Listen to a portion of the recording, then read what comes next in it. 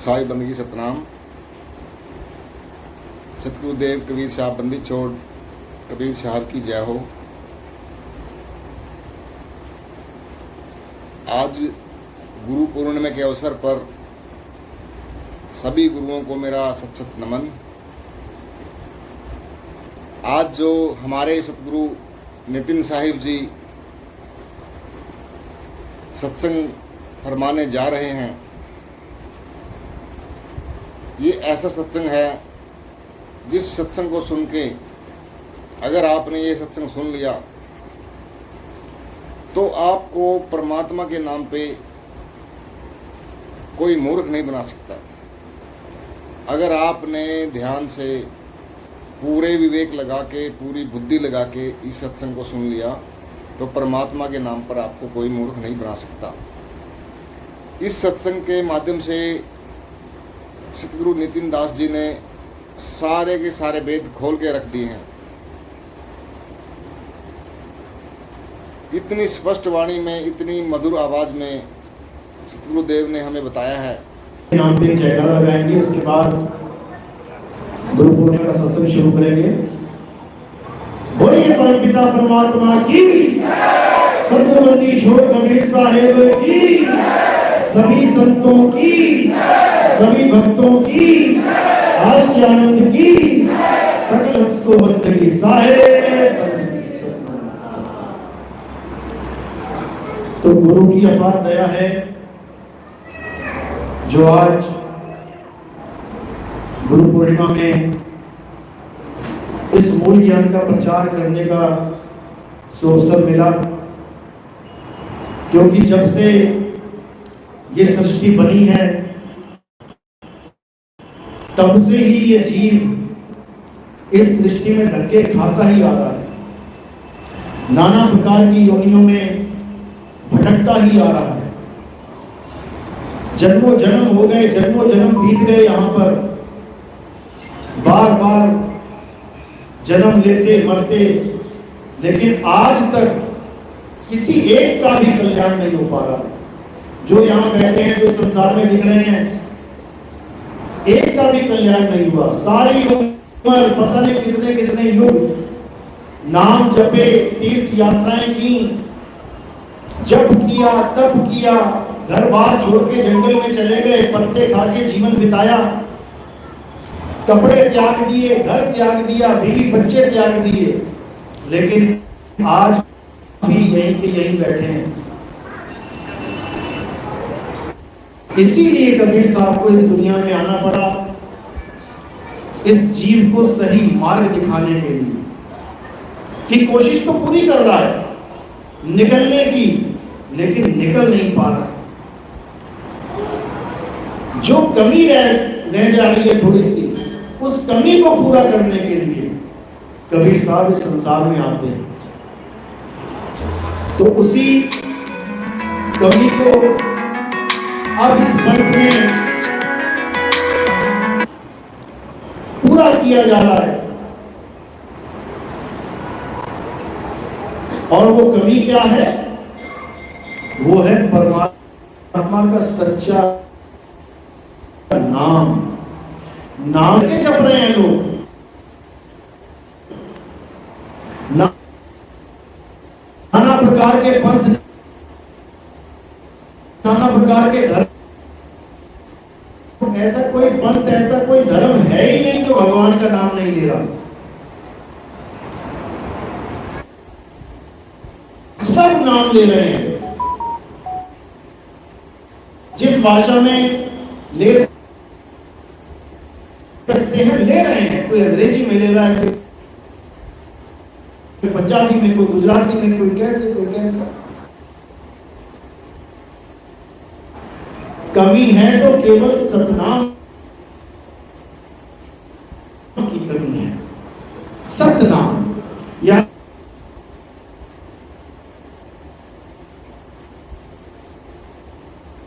नाम तो सब ले रहे हैं,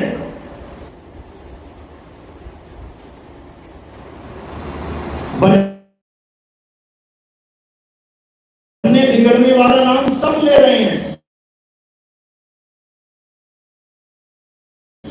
लिखने मिटाने वाला नाम सब ले रहे हैं, वो तुम्हें नाम दे रहे हैं। इसलिए अभी उर्दू लेकिन मेरा जा रही है कि ये जो अपनी आत्मा में रमण करते हैं, जो अपनी आत्मा में तृप्त हैं, जो अपनी आत्मा में संतुष्ट हैं, उनके लिए कोई धार्मिक कर्म कर्तव्य लागू ही नहीं होता। उनको कोई राधे राधे, कोई राम राम, कोई नाम जपने की जरूरत नहीं है, क्योंकि ये नाम तो 52 अक्षर का खेल है। चाहे तुम राम कह लो, चाहे अल्लाह कह लो, चाहे वाहिगुरु कह लो, होठ कंठ जीभ के द्वारा ही बोला जाएगा और उन्हीं अक्षरों से बोला जाएगा जो तुम पढ़ते आए हो आज तक। इन्हीं 52 अक्षरों का खेल है। ये अक्षर हटा दो तो दुनिया के सारे नाम खत्म। लेकिन इसका मतलब ये नहीं कि भगवान ही खत्म, परमात्मा खत्म, अल्लाह खत्म, गॉड खत्म। वो सदा से था, है और रहेगा। लेकिन उसके नाम जो इंसानों ने बना लिए हैं, जानवर ना बना पाया आज तक, केवल इंसान ही बना रहा है और सोच रहा है कि मैं बहुत बड़ी किस्मत वाला हूं। कहते भी है कई महात्मा, अरे इंसान जन्म बड़ा किस्मत का जन्म है। क्यों?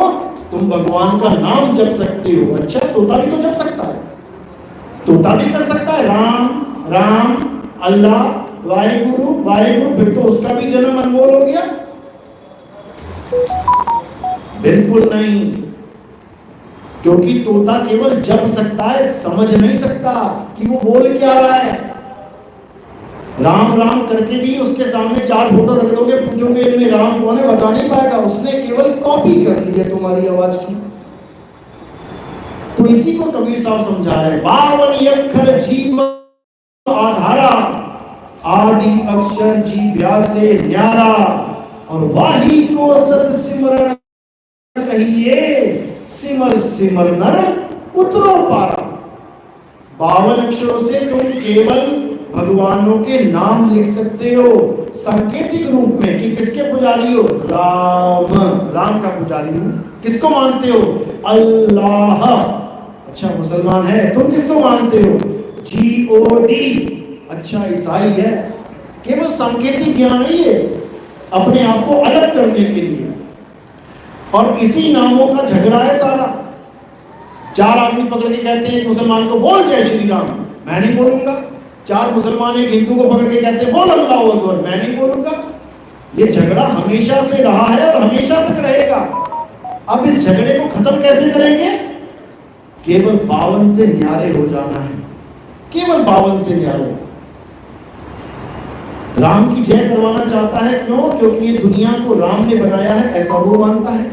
वो अल्लाह की जय करवाना चाहता है क्योंकि वो सोचता है अल्लाह ने ये दुनिया बनाई है। लेकिन नाम का झगड़ा है। अगर दोनों ये कह दे कि दुनिया बनाने वाले की जय, तो दोनों में से किसी को प्रॉब्लम नहीं है। दोनों छोड़ो, सारी दुनिया में किसी को प्रॉब्लम नहीं है। जयकारा अगर लगाना है तो नामों को किनारे करके उसकी ताकत का जयकारा लगाओ। बारिश कराने वाले की जय, हवा चलाने वाले की जय। बताओ, झगड़ा होगा कभी? भैया राम को मान रहा है, राम को समझ के जय कर ले। श्याम को मान रहा है, श्याम को समझ के जय कर ले। सारा झगड़ा ही खत्म। लेकिन कोई झगड़ा खत्म नहीं करना चाहता, झगड़ा करने में विश्वास रखते हैं। क्यों? क्योंकि उनके अक्षर उनको बहुत प्यारे हैं। रा और माँ बहुत प्यारा है, अल्लाह बहुत प्यारा है, वाहिगुरु बहुत प्यारा है। जबकि सब वाणियां क्या कह रही हैं? कोई बोले राम राम, कोई खुदाए, कोई सेवे गुसैया, कोई अलाए, सब एक ही है, सब एक ही है। क्योंकि आज तक भगवान के नाम पे, अल्लाह के नाम पे केवल इंसान लड़ा है। कभी तुमने सुना है कि अल्लाह ने राम को पकड़ा, झगड़ा किया, या गॉड ने आके अल्लाह को मारा? कभी नहीं सुनोगे। ये सुनोगे हिंदुओं ने मुसलमान को काटा, मुसलमान ने ईसाई को काट दिया, ईसाई ने यहूदियों को मार दिया। क्योंकि ये झगड़ा कर रहे हैं एक ताकत के नाम पे, और वो ताकत बड़े आराम से बैठी है, वो ना आती बीच में।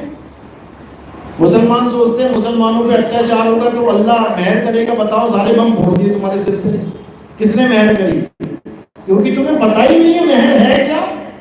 तुम सोच रहे हो कि यहूदियों के ऊपर बिजलियां गिरा देगा, अल्लाह कभी ना गिराएगा, क्योंकि वो भी उसके बच्चे हैं। किसको मारेगा वो? किसी को नहीं मारेगा। वो अगर आया तो केवल झगड़ा सुलझाने आएगा, वो तुम्हें जिताने या हराने नहीं आएगा। ये चीज पूरी दुनिया में किसी को समझ में नहीं आ रही है, और सारी दुनिया के लोग इंतजार कर रहे हैं कि कोई आएगा, कोई आएगा।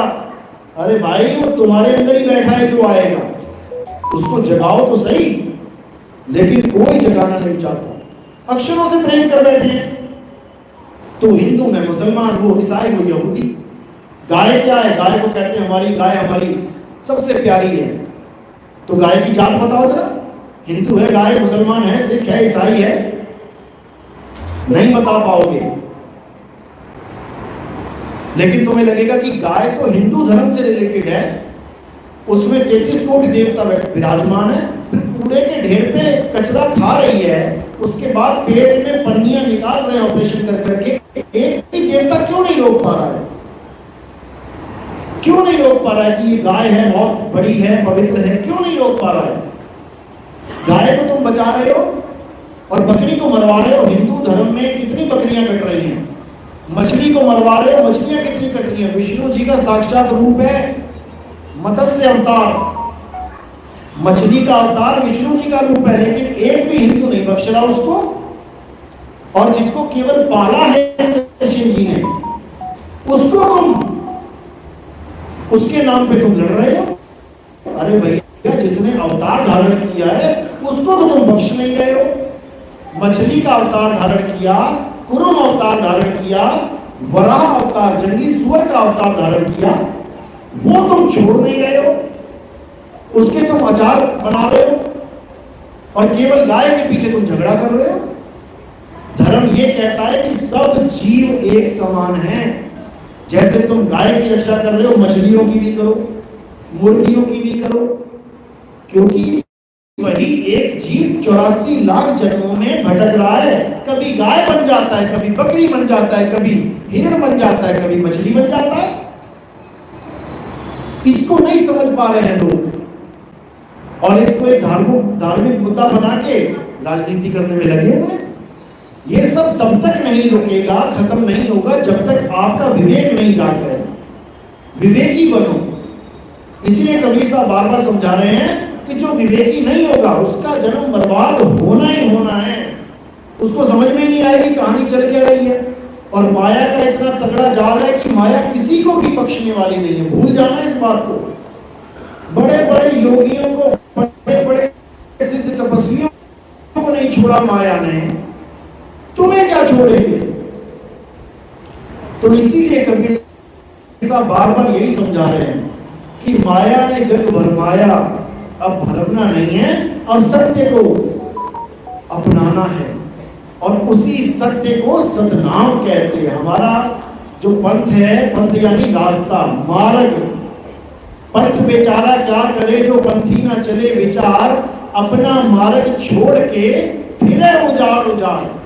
सरकार ने एक रोड बनाई जंगल को पार करने के लिए, बिल्कुल सीधी रोड, लेकिन बुद्धि खराब, रोड छोड़ के जंगल में घुस गया बंदा, तो क्या होगा? सत्यानाश ही होगा। इसीलिए कबीर साहब बार बार समझा रहे हैं कि उस मार्ग को पकड़ो। धर्म तो एक ही है, धर्म एक ही है, लेकिन तुमने मार्ग हजारों बना लिए। धर्म एक ही है। कोई ये ना सोचे कि मुसलमान धर्म है, हिंदू धर्म है, ईसाई धर्म है, यहूदी कोई धर्म है, सिख कोई धर्म है। बिल्कुल नहीं। धर्म एक ही है, और वो है सत्य सनातन धर्म। इसके अलावा कोई धर्म नहीं है। इसके अलावा सब रास्ते हैं, पंथ हैं। सिखों में भी बोला जाता है आज्ञा भई अकाल की, तभी खन को हुक्म है, गुरु मान्यो ग्रंथ। यानी सब सिखों को मैं हुक्म दे रहा हूं कि ग्रंथ यानी वाणी यानी ज्ञान, ज्ञान ही गुरु है। अब तुम्हें देह की जरूरत नहीं है, जितना ज्ञान देना था हमने ग्रंथ में डाल दिया, रख दिया। अब तुमने वाणी को गुरु मानना है। वाणी गुरु, गुरु है वाणी, बिच वाणी अमृत सारे। यानी अब देह को नहीं, अब ज्ञान को गुरु मानना है।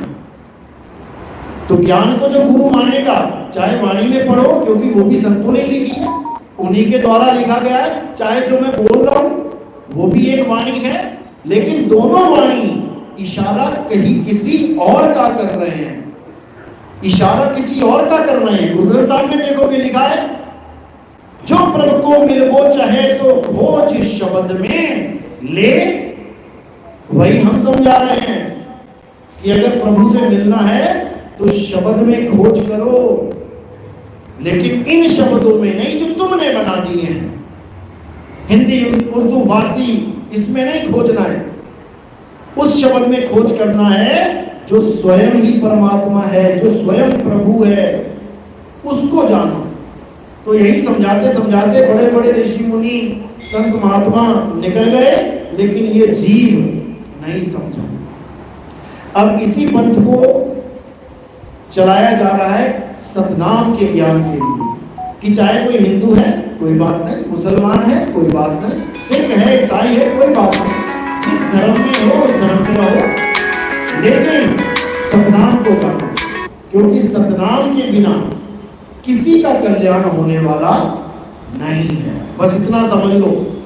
तो कहते हैं चिंता तो सतनाम की और न चितवे दास, केवल सतनाम की चिंता करनी है कि मुझे सतनाम मिले और मुझे अपना स्वरूप प्राप्त हो जाए। नहीं तो बिना स्वरूप प्राप्ति के जो भी इस दुनिया से निकलेगा वो भटक जाएगा। क्यों भटक जाएगा? कारण क्या है? क्योंकि उसको ऐसा लगेगा अंतिम समय जैसे मैं मर रहा हूं। क्यों? क्योंकि वो अपने आप को आदमी और औरत मान बैठा है, अपने असली स्वरूप को, सत्य स्वरूप को भूल गया और अपने आप को आदमी औरत मान के बैठ गया। अब जब अंत समय आएगा तो उसे लगेगा मैं मर रहा हूं। और याद रखना, मरना कोई नहीं चाहता, मरना कोई नहीं चाहता, तो कांपने लगेगा, हालत खराब हो जाएगी। उसके बाद एक प्रबल इच्छा होगी कि मैं जीना चाहता हूं, और ये अरदास कहां लगाएगा? अपने मालिक के चरणों में, कि परमात्मा मैं जीना चाहता हूं, मैं मरना नहीं चाहता। और जैसी अरदास लग गई तो क्या होगा? अरे जो जो मांगो ठाकुर अपने से, सोई सोई देवे। जैसी तुम अरदास करोगे मुझे जीना है प्रभु, मुझे शरीर बचा लो मेरा, वो कहेगा ले तू अगला शरीर पकड़। याद रखना, जो जो तुम मांगोगे वही मिलेगा। इसलिए हमारे पंथ में हम बार बार समझाते हैं, सेवा करो, सिमरन करो, जो मर्जी करो, मांगना कुछ नहीं, कुछ नहीं मांगना है। अगर मांगोगे तो लेने के लिए आना पड़ेगा, तैयार रहना। इसीलिए इसको दिया गया है नाम निस्वार्थ। सेवा करो निस्वार्थ, सिमरन करो निस्वार्थ, कुछ भी करो निस्वार्थ। अपना स्वार्थ नहीं होना चाहिए। क्यों? क्योंकि तुम एक कैदी हो और तुम रिहाई के लिए ये सब कर रहे हो। अब वापस आके कुछ लेने के लिए नहीं कर रहे हो कि मैंने लंगर में 1000 की सेवा दी, भगवान मुझे 10 गुना कर देना। आज के टाइम में जहां पर भी तुम भीड़ देख रहे हो, किसकी भीड़ है? वो भक्तों की भीड़ है क्या? एक भी भक्त नहीं मिलेगा उसमें तुम्हें, वो भिखारियों की भीड़ है, भिखारियों की। जिस भी दरबार में जाके देखोगे भिखारी बैठे हैं सारे, मुझे ये चाहिए, मुझे वो चाहिए, मुझे ये। मतलब देने वाले को तुमने इतना कमजोर समझ लिया है कि जब तक तुम मांगोगे नहीं 20 बार, वो जान नहीं पाएगा कि तुम्हें क्या चाहिए। इतनी हैरानी होती है और अपने आप को भगत कहते हैं, हम भगत हैं। अरे तुम भगत नहीं हो, तुम भिखारी हो। और साहिब क्या समझा रहे हैं? अरे चाह गई चिंता मिटी, ये मनवा बेपरवाह। और जिसको कुछ नहीं चाहिए वो ही शहंशाह। शहंशाह को कुछ नहीं चाहिए, और परमात्मा यहां तुम्हें शहंशाह बनाने आते हैं कि तुम शहंशाह बनो। कुछ नहीं चाहिए, तेरा भाना मीठा लागे, एक रोटी है तो एक रोटी खा के शहंशाह, सूखी रोटी है सूखी रोटी खा के शहंशाह, जो उसने दे दिया उसकी रजा में राजी हो जाओ तुम शहंशाह, नहीं तो तुम्हारे ऊपर भिखारी का ही टैग लग जाएगा। और याद रखना, अगर भिखारियों को कुछ मिलता होता भगवान से तो मंदिर के बाहर जितने भिखारी बैठे हैं ना, ये तुमसे भी बड़े करोड़पति होते, सारी उम्रों के भीख मांगते। और वो भी होशियार हैं, उनको पता है कि बेटा भीख मंदिर के बाहर मिलेगी, अंदर नहीं।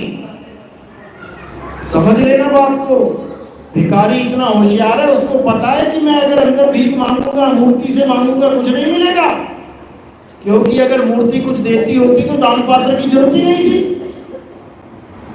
समझो, तुम वहां लेने जा रहे हो या देने जा रहे हो?